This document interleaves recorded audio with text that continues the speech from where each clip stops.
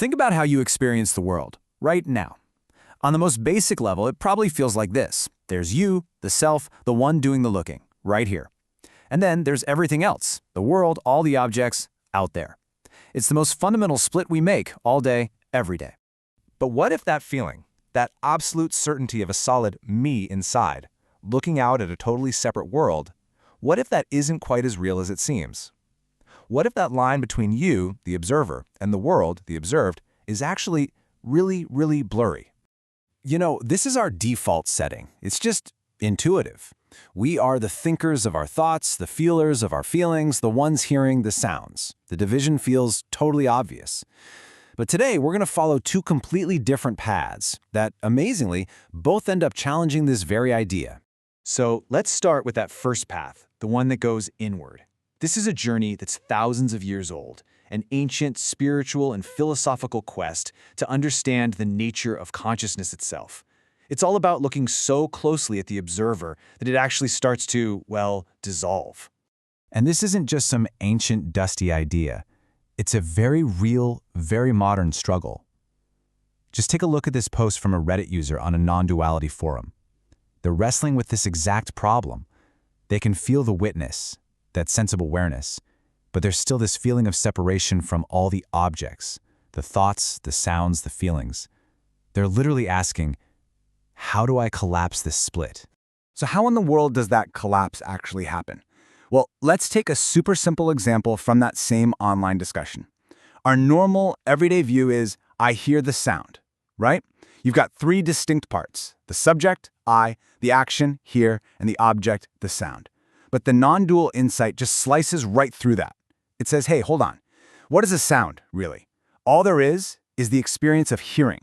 There's no separate sound floating out there and no separate I and hear doing the hearing. There's just hearing happening.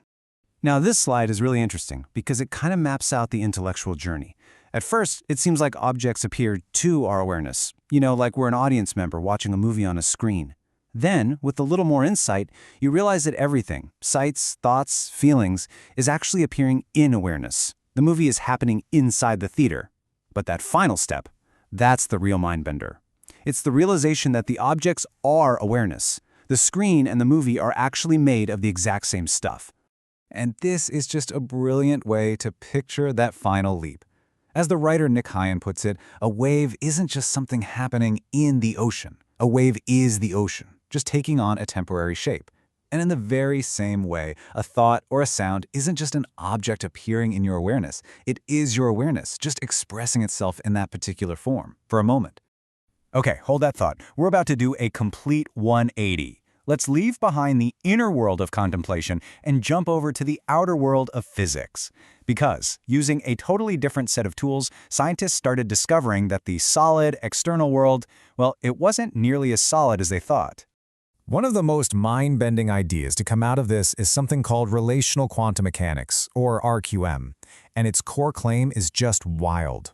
Things don't have definite properties on their own. A tiny particle doesn't have a fixed position until it interacts with something else. The facts of reality aren't absolute. They're literally created in the relationship, in the interaction between things. And here's the guy who developed the theory, Carlo Rovelli, just laying it out for us in plain English. Facts are relative. I mean, this just completely flips our normal way of thinking on its head. This idea that there's a single, objective world out there that looks the same to everyone, whether we're looking at it or not. So, if the quantum world is just this weird fog of possibilities, why does the chair you're sitting on feel solid? Why do we see one single definite reality? Well, the mechanism that scientists propose for this is called quantum decoherence. It's the process where the simple act of interacting with the environment, which includes any kind of measurement or observation, forces all those infinite possibilities to collapse into one single concrete outcome. And check this out. This is not just some philosophical idea. It's a real physical process that can be measured. This graph, it's from a research paper, and it shows that exact thing happening. As a quantum system interacts with its surroundings, it just rapidly loses its quantum weirdness and settles into one single classical state. So observation isn't just passively recording reality, it's actively helping to create it. So where does all this leave us? We've got these two quests that seem totally unrelated, right? One looking deep inside at the nature of the self, the other looking far out at the nature of the universe. And right here is where they, incredibly, start to meet. So here's the absolute kicker. From opposite ends of human experience, from deep, quiet introspection on one side and rigorous, complex mathematics on the other, we end up at the same startling conclusion. That hard line between the subject who sees and the object that is seen, it just starts to completely dissolve. I mean, just look at this side by side. The inner quest says the world is made of awareness. The outer quest says reality is relational. The inner path says there's no separate observer and observed. The outer path says there are no observer-independent facts.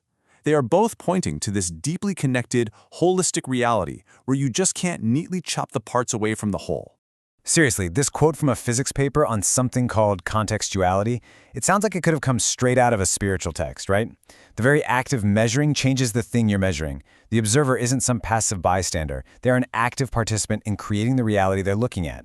Now, put that physics concept right next to this little thought experiment from the non-duality discussion. Think about your TV. What is it, really, without the sight of it, the sound of it, the very idea of a TV? Both of these paths are pointing to the exact same truth. The object can't be separated from the experience of the object. They're two sides of the very same coin. So, after traveling down these two very different roads, we find ourselves standing right at the edge of the same profound shared mystery, a mystery about the fundamental nature of reality itself. Okay, let's just recap the big takeaways here. First, that gut feeling we all have of a separate self and a separate world, it's being seriously challenged. Spiritual traditions have suggested for millennia that objects are really just expressions of awareness. And now, modern physics is suggesting that reality itself is defined by the interactions and relationships within it. The bottom line? Both paths point to a universe where the observer and the observed are so deeply entangled, maybe the line between them doesn't exist at all. And you know, this isn't just a theory. For some people, it becomes a direct, undeniable, lived experience. This user, the Dharminator, describes the moment this whole split collapsed for them. It wasn't some intellectual idea. It was a sudden, jarring shift in perception, where the separation between me and the corner of the room just vanished. Which leaves us with one last huge question to chew on. If that fundamental boundary between you and the world, between the seer and the thing being seen, if that's all just an illusion, then what exactly is this awareness that is somehow both doing all the looking and appearing as everything that is being looked at?